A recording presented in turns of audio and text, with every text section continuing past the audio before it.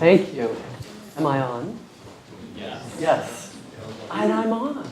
I just want to thank Kristen so much. It is so exciting to be here in a room full of people who don't know what is going to happen next. So I thought I'd begin with an ancient story, which is a Sufi story,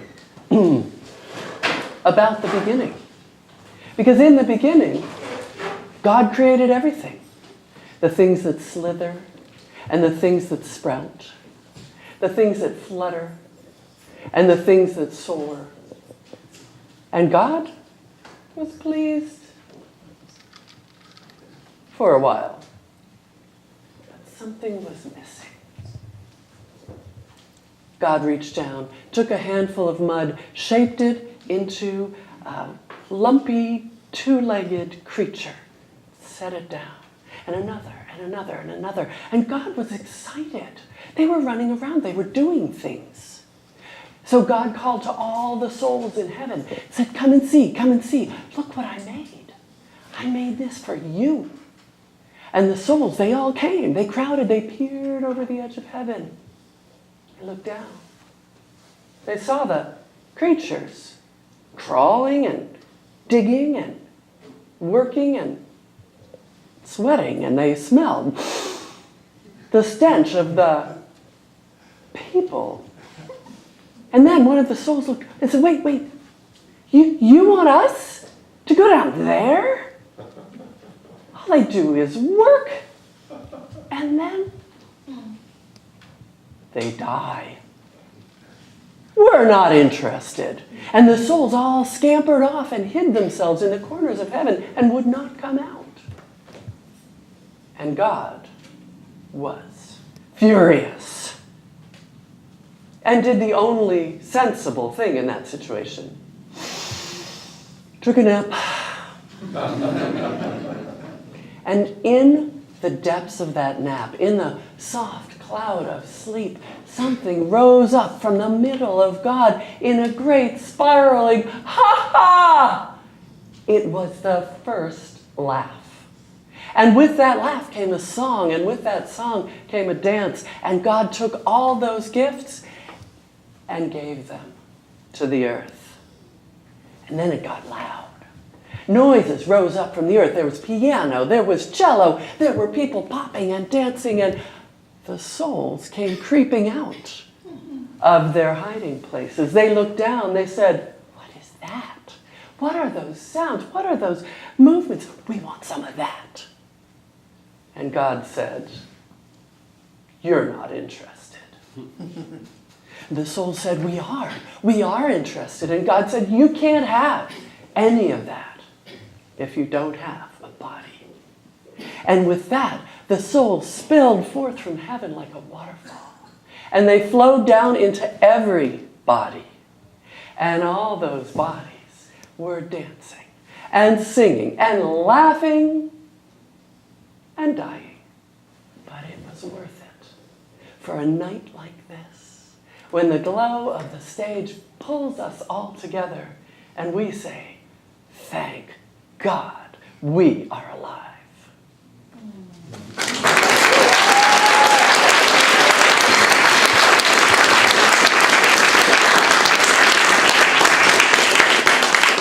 Thank you. I learned that story from a man named Yasir Chaduli, who is a Sufi imam in Oakland, and he's also an awesome swim coach. And he was coaching my swim team when he told me that story. So, that was an old story.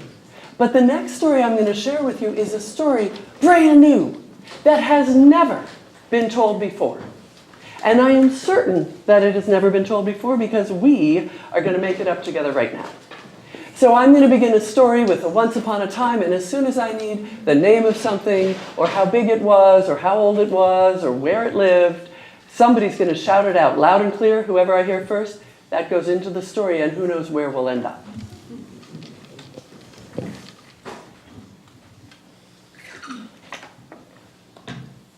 It was long ago, and it was right here, on this very spot, when the houses of San Francisco, the ones that had fallen or been shaken, they needed new roots.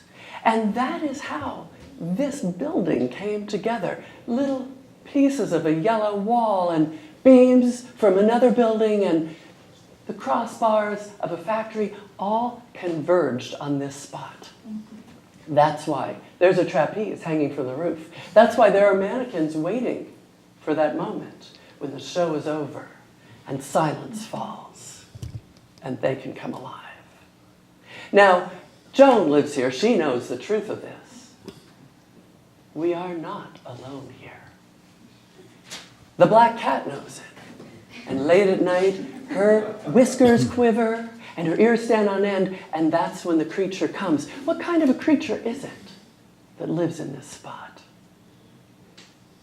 Bat. It is a bat. That is correct. But it is no ordinary bat. This bat is the size of a Volkswagen. Yes, it is. It is the size of a Volkswagen and the color of green. An iridescent green, the kind of green of moss in a dark cave that glows out at you and seems to throb. Now this bat thrives on something no other bat in history has ever eaten before, but its favorite food is? Chili. That is right. But what is it? It's chili and Captain Crunch, stirred together with jelly beans. And the bat cooks in this kitchen. The people who live here are happy to share with her because she always does the dishes. And she'll cook up a cauldron about this size every 2 weeks and let it simmer and bubble, and the smell of, what kinds of smells rise up from this cauldron? Lasers. Lasers? Yes, that scorched nostril kind of a smell, that acrid, burnt electrical cord smell. But mixed with it is the perfume of? Dog hair. Yes, dog hair. It wafts its way out the windows. It goes down Cayuga Street. It pulls in all kinds of strangers. And on this one particular midnight, they arrived with a honk and threw open the big doors, and in came a throng of clowns. Yes, they arrived on roller skates. They arrived with that unmistakable toodaloot sound, and they were drawn by the smell of lasers and dog hair. Now, of course, when clowns get together, is anyone here a clown? No. Okay, good. So you don't know the secret I'm about to spill, but I have taught storytelling at the Clown Conservatory, and I can tell you that when they get together, they speak a language that no non-clown has ever heard before tonight. And it sounds like this.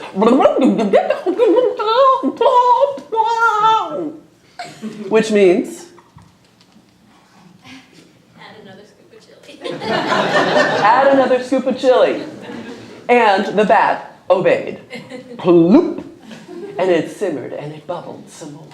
And then, for the first time ever, the keg had been left with the tap in, and the bat reached for that amazing pale ale. And with her little articulated thumb on the tip of one wing, she... And that was the ingredient that was missing. Suddenly, the cauldron surged up as if it were one of those sulfur pots on the side of Mount Lassen. And bloop, bloop, bloop, huge bubbles of gas began popping in the faces of the clowns. It transformed them in ways that even a clown could not have predicted. One of them turned into a dragon and busted out the front wall and flew off. Another one turned into Justin Bieber. Tried to jump onto the stage but got kicked off by the third clown, who had become a zebra, wearing a brassiere, I think I heard. Justin Bieber went flying, and just at that moment, there was a whoosh and a and a whoosh, and the door slid open on a big white bus with black windows and no label on the front.